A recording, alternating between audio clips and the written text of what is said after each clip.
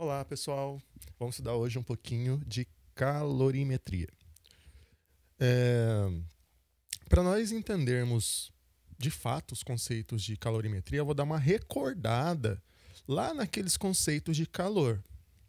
Galera, o que é calor? Calor é a energia térmica que transita de um corpo para o outro devido à diferença de temperatura. Calor é energia térmica em trânsito. E o calor, ele está transitando entre os corpos, tá, galera? Calor, ele transita entre os corpos. Ai, tão bonito isso. Galera, calor sensível. O calor sensível é a quantidade de calor necessária para que uma substância varie sua temperatura.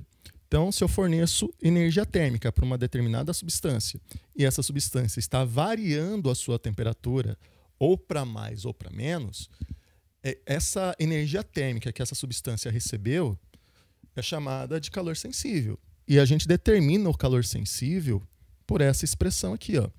A quantidade de calor é igual a massa vezes o calor específico vezes a variação de temperatura. Então, a quantidade de calor, que é a quantidade de energia térmica que esse corpo vai ganhar ou perder, pode ser expressa em unidades do Sistema Internacional por Joule, ou a unidade mais usual aqui na calorimetria, caloria. Tá? A gente vai usar mais calorias, mas vai aparecer Joule também, tá? Vocês vão aprender a converter de uma para outra. Massa expressa no SI em quilograma e mais usado aqui na calorimetria por grama. Calor específico, Joule por quilograma Kelvin, isso aqui é Sistema Internacional. E aqui, usual, caloria por grama, graus Celsius. E a variação de temperatura, que não coube aqui, variação de temperatura é medida em Kelvin no Sistema Internacional e graus Celsius no Sistema Usual. Ok, galera? Calor latente é a quantidade de calor necessária para que uma substância mude seu estado de agregação da matéria. E quando ocorre essa mudança do estado da matéria, isso ocorre a uma temperatura constante. Por exemplo, se eu estou descongelando a água, né, a água está passando do seu estado sólido para seu estado líquido. Quando isso ocorre, a temperatura se mantém constante.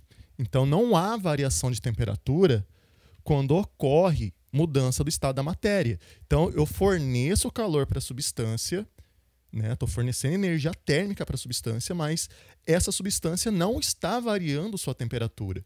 Entenderam? Então, eu forneço calor para o gelo, que está a 0 graus Celsius. Vamos supor que está em condições de pressão normal, tá? E o gelo começa a derreter a 0 graus Celsius. Então, eu forneço o calor para o gelo. A temperatura do gelo só vai modificar depois que todo ele se tornar líquido. Aí, a temperatura do líquido varia. Entendeu? Então, se o gelo estiver em sua temperatura de fusão, ele não varia a sua temperatura. A temperatura vai ser 0 graus Celsius. Entenderam? A mesma coisa se ele estiver mudando do estado líquido para o gasoso ou para o vapor d'água, né? Que ocorre em condições normais de pressão a 100 graus Celsius. A água só vai entrar em ebulição a 100 graus Celsius. Entenderam, galera? Nós calculamos o calor latente através dessa expressão. A quantidade de calor necessária para mudar o estado de agregação da matéria é igual a massa vezes o calor latente. Certo? Então, né, se passar a massa dividindo, o calor latente seria a quantidade de calor sobre massa. Ok, galera? Então, massa, você já sabe a unidade, que é em quilograma. O calor latente seria Joule. Vou fazer aqui uma expressão para ficar mais simples, para vocês entenderem. Fazer uma análise dimensional. Se eu isolar o calor latente, eu tenho que passar a massa dividindo. Então, fica calor por massa. Se eu estiver analisando o calor em unidades do SI, calor no SI é Joule. E massa no SI é quilograma. Então, a unidade de calor latente no Sistema Internacional é Joule por quilograma. Agora, se eu estiver analisando o sistema usual, que é mais usado aqui na calorimetria, a energia térmica é medida em calorias e a massa em gramas. Então, o calor latente usualmente falando, é expresso em caloria por grama. A unidade medida é caloria por grama. Entenderam, galera? Isso é calor latente. Isso é bonito, isso, eu adoro isso aqui. É muito fácil, é muito fácil. Vamos falar um pouco de capacidade térmica. Bom, galera, a capacidade térmica, ela avalia a quantidade de energia térmica que um corpo precisa ganhar ou perder para variar em 1 grau Celsius sua temperatura, entendeu? Eu posso determinar a capacidade térmica através dessa expressão, né? A capacidade térmica, que é um C maiúsculo, é igual a quantidade de calor sobre a variação de temperatura. Se eu substituir aqui o Q-macete, né, a formulazinha lá, que é igual a MC delta T, né? Então o Qzão aqui é MC delta T, eu vou ter essa expressão aqui, ó. Como Qzão é MC delta T, eu vou fazer aqui embaixo que não vai caber. Então a capacidade térmica vai ser igual Qzão, que é MCzinho delta T, que é a variação de temperatura, né? Que é do Q-macete, MCzinho delta T, sobre variação de temperatura. Ó. E temos uma outra expressão aqui para capacidade térmica. Então, a capacidade térmica seria igual a massa vezes o calor específico da substância. Então, eu posso determinar a capacidade térmica através dessa equação e através dessa definição aqui também, tá? Tá aí. Muito bonito isso, cara. Bonito. Eu adoro calorimetria. Muito bonito, ó. Olha só, galera. Agora nós iremos fazer um gráfico para podermos entender melhor a diferença entre calor sensível e calor latente. Né? Vocês já sabem que o calor sensível é a quantidade de calor necessária para que ocorra variação de temperatura de uma determinada substância. E o calor latente é a quantidade de calor necessária para que ocorra mudança no estado da matéria de qualquer substância, certo? Então, esse gráfico aqui vai fazer a gente entender melhor isso. Olha só, vamos supor que eu tenha, sei lá, 20 kg de gelo, que está a 10 graus Celsius, a 50 graus Celsius, menos 50 graus Celsius. Então, ó, a temperatura do gelo está menos 50 graus Celsius. Se eu fornecer energia térmica para esse gelo, se eu quiser aquecer esse gelo vai elevar a sua temperatura? Como ele está a uma temperatura muito baixa, ele vai elevar a temperatura sim. Então, se eu fornecer calor para essa massa de gelo que está a menos 50 graus Celsius, essa massa de gelo vai elevar a sua temperatura. Como esse gráfico aqui, ó, o eixo aqui, ó, o eixo X está representando a quantidade de calor e o eixo Y está representando a temperatura na escala Celsius. Então, se eu fornecer calor para essa barra de gelo que está a menos 50 graus Celsius, sua temperatura vai aumentar. Vai aumentando até chegar ao seu ponto de fusão, né? O gelo ele começa a derreter a 0 graus Celsius. Quando chegar nesse ponto, se eu manter a energia térmica ali, essa energia térmica não vai ser o suficiente para mudar a temperatura. E nem vai mudar, porque ele chegou no seu ponto de mudança de matéria. Então, se eu fornecer calor para o gelo nessa temperatura aqui, né, ele só vai fazer derreter o gelo. Essa energia que eu estou fornecendo para a barra de gelo, quando a barra de gelo estiver a 0 graus Celsius, ela só é necessária para derreter o gelo. Enquanto tiver gelo, a temperatura não vai mudar. Entenderam? Então, depois que todo o gelo derreter e eu continuar mantendo a fonte térmica ali, a temperatura da água vai variar, certo? Só que vai variar até chegar a 100 graus Celsius. Quando chegar a 100 graus Celsius, a temperatura vai voltar a ser constante novamente. Entenderam? Então, enquanto houver água no estado líquido, a temperatura se mantém constante. Então, eu forneço calor lá para a água e a água não muda a sua temperatura. A temperatura se mantém constante. Depois que toda a água virar vapor, aí sim a temperatura volta a subir novamente. Entenderam, galera? Bom, galera, então ó, chegamos aqui. Então, Se eu quiser, por exemplo, aquecer o gelo, que está a menos 50 graus Celsius, eu forneço calor para esse gelo, a temperatura do gelo vai aumentar até chegar a 0 graus Celsius. Então, se tem variação de temperatura, a quantidade de calor necessária para isso é chamada de calor sensível. Tá? Então, eu vou colocar aqui uma quantidade de calor e um S de sensível. Tá? Na hora que todo o gelo chegar a 0 graus Celsius, ele vai começar a derreter, ele vai começar a mudar o estado da matéria, o estado de agregação da matéria. Então, quando eu fornecer calor para o gelo, a essa temperatura, ele só vai mudar o estado da matéria, ele vai começar a derreter, ele não vai variar a temperatura. Então, se não tem variação de temperatura e está ocorrendo mudança do estado da matéria, essa quantidade de calor que o gelo está recebendo é chamado de calor latente. Entenderam? Depois que todo o gelo virar água e eu quero aquecer ele, então eu vou fornecer uma energia térmica para ele, eu vou fornecer uma certa quantidade de calor para ele, e essa quantidade de calor é necessária para variar a temperatura do gelo. Então, se tem variação de temperatura, essa quantidade de calor é chamada de calor sensível, certo? Toda a água chegou a 100 graus Celsius, certo? Na hora que chegar a essa temperatura, vai ocorrer mudança do estado da matéria de novo. A água vai passar do estado líquido para o estado gasoso. Então, que é o ponto de ebulição da água. Chegou nessa temperatura, a temperatura vai manter constante. Enquanto a água toda não virar vapor, a temperatura vai se manter em 100 graus Celsius. Então, a quantidade de calor necessária para mudar o estado da matéria da água, do líquido para o gasoso, é o calor latente. Isso ocorre a temperatura constante. Depois que toda a água virar vapor, a temperatura volta a subir novamente. E aqui eu vou ter, de novo, calor sensível. Entenderam? Então, se tem variação de temperatura, o calor necessário é chamado de calor sensível. Se tem mudança no estado da matéria e isso ocorre a temperatura constante, tem calor latente. Se tem variação de temperatura, de novo, ó, eixo da temperatura, calor sensível. Se a temperatura é constante, porém está mudando o estado da matéria, calor latente. Temperatura variando de novo, calor sensível. Entenderam, galera? Agora vamos resolver exercício. Agora sim vamos resolver exercício.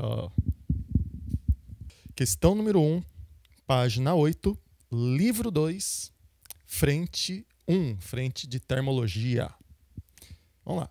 A depilação a laser é um procedimento de eliminação dos pelos que tem se tornado bastante popular na indústria da beleza e no mundo dos esportes.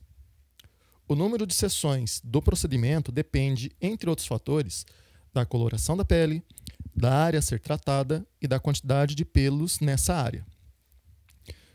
Na depilação, o laser age no interior da pele, produzindo uma lesão térmica que queima a raiz do pelo. Considere uma raiz de pelo de massa M igual a 2 vezes 10 a menos 10 kg. Inicialmente, a uma temperatura de 36 graus Celsius, que é a temperatura do corpo humano, normalmente, né? Que é aquecida pelo laser até uma temperatura final de 46 graus Celsius. Então, tem uma variação de temperatura aí de 10 graus Celsius. Se o calor específico da raiz é igual a 3.000 joule por quilograma graus Celsius, o calor absorvido pela raiz do pelo durante o aquecimento é igual a... Então ele quer saber a quantidade de calor que a raiz do pelo absorveu aí para variar essa temperatura.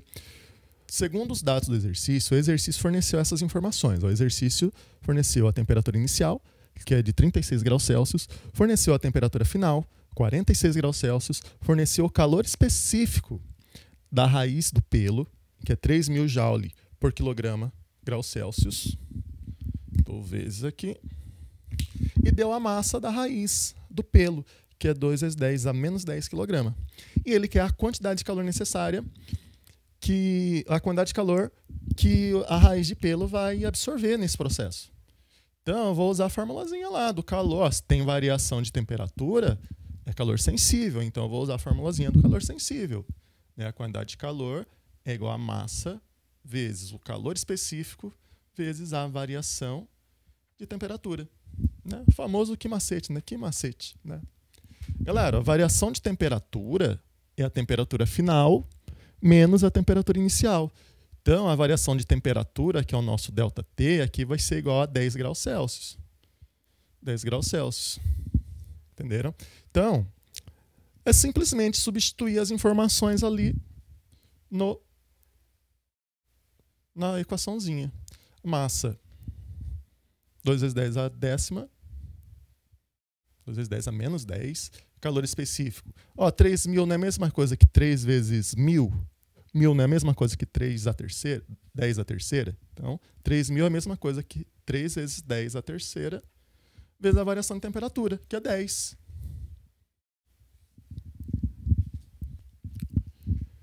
Agora é só multiplicar um pelo outro. 2 vezes 3, então a quantidade de calor vai ser igual a 6 vezes. Na multiplicação conserva a base 10 e soma os expoentes. Então, menos 10 mais 3 vai dar menos 7.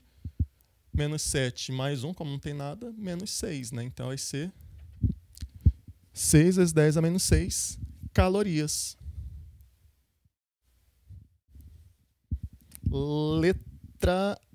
Letra A, olha só, letra A, até que enfim uma letra A.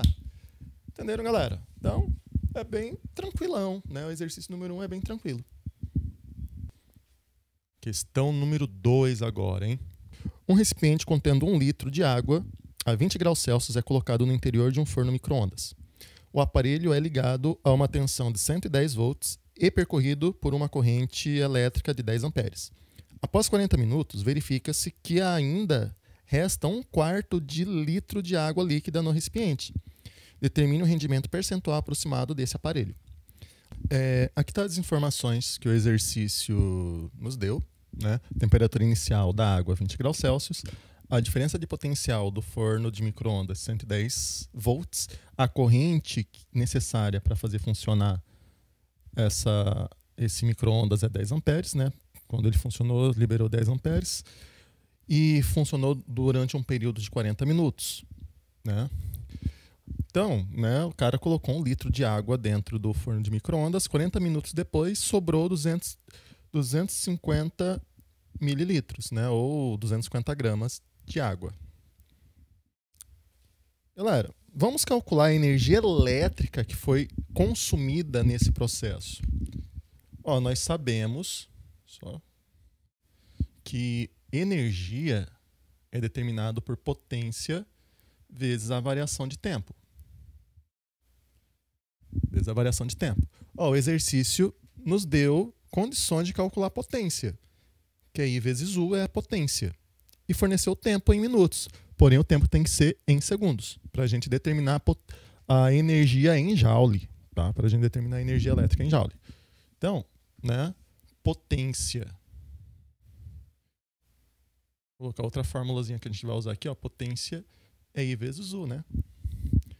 Então, a energia elétrica vai ser igual a I vezes U, P, né, que é I vezes U, vezes a variação de tempo. Então, a corrente elétrica é 10 amperes. Então, a energia vai ser 10 vezes a DDP, que é a diferença de potencial, 110 volts, vezes a variação de tempo, que é 40 minutos. Para converter de minutos para segundos, eu multiplico por 60. Então, eu vou pegar isso aqui, multiplicar por 60.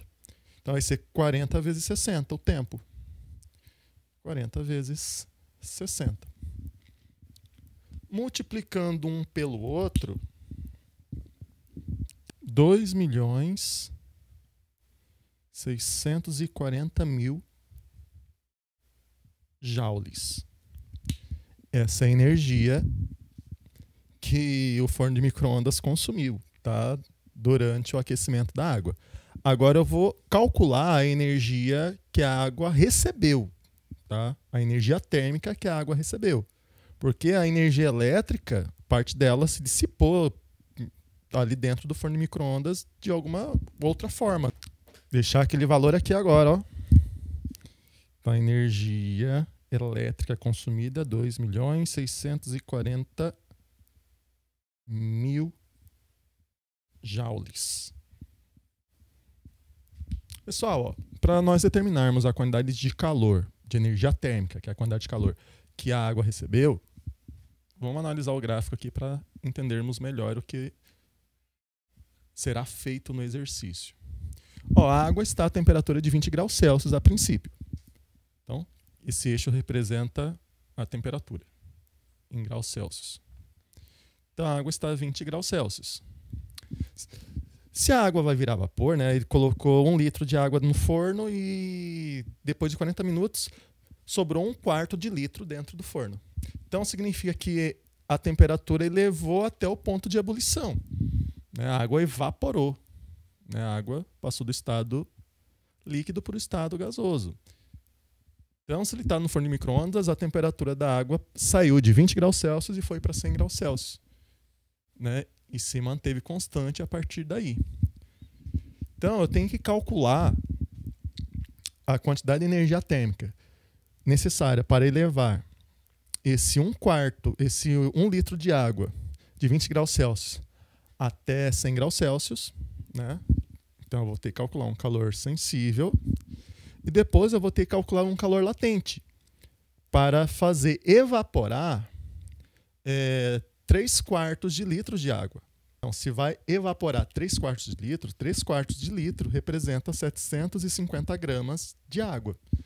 Então, aqui eu vou ter que calcular um calor latente, né, para fazer evaporar 750 gramas de água. Ok, galera? Então, vamos calcular o calor sensível a princípio. Então, o calor sensível vai ser igual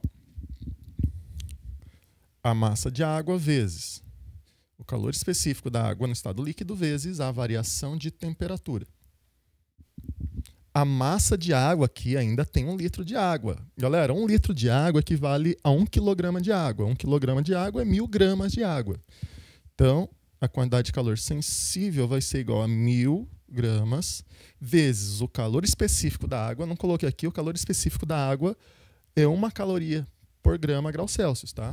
Então é 1.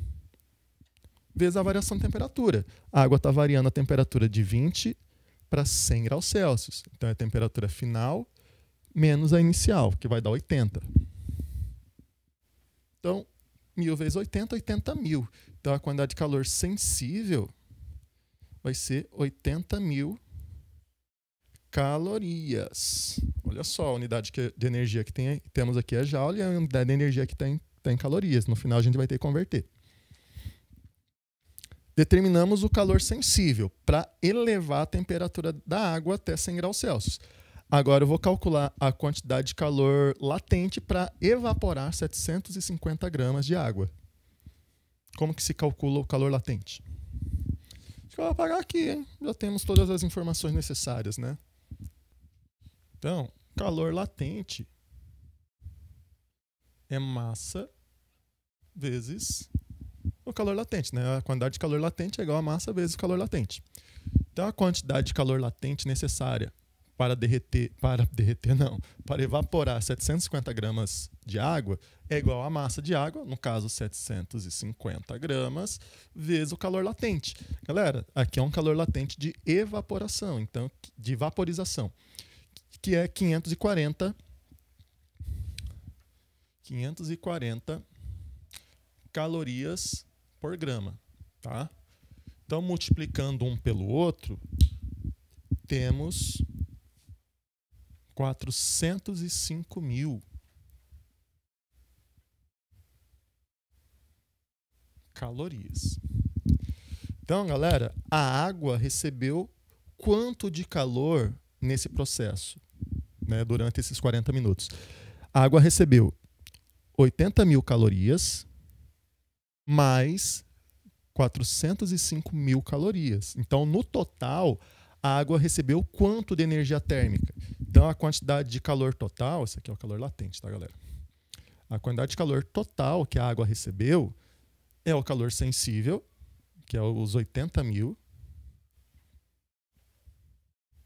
mais o calor latente, que é os 405.000 calorias.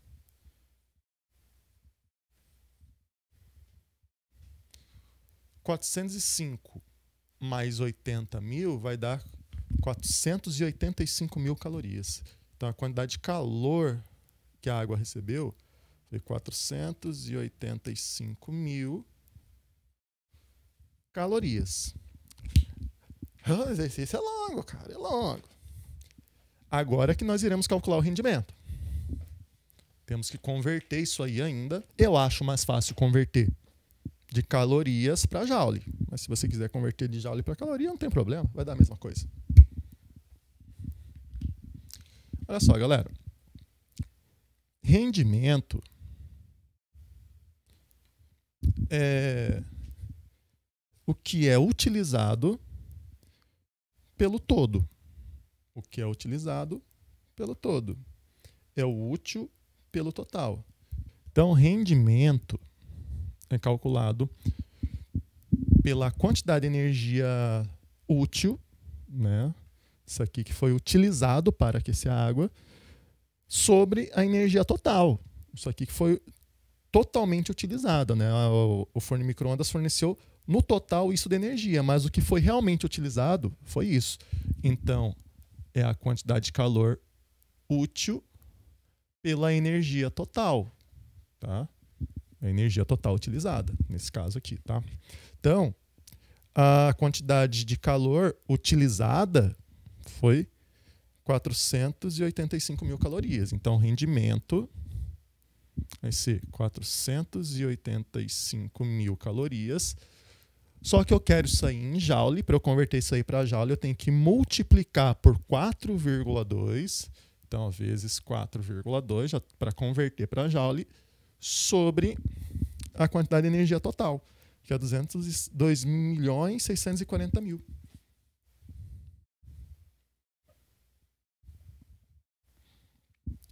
Multiplicando em cima, pegando o resultado, dividindo pelo de baixo, ó, teremos quantos? Teremos aproximadamente 0,77, tá? Então, o rendimento é aproximadamente 0,77. Se eu quiser expressar esse número aqui em porcentagem, né, basta multiplicar por 100, que seria aproximadamente 77%, tá? Então, rendimento seria de 77%. Exercício um pouquinho mais pesado, né, mais longo, mais trabalhoso, né? Bem mais trabalhoso. Já misturou eletricidade com termologia. Até mais, galera. Bons estudos e até a próxima.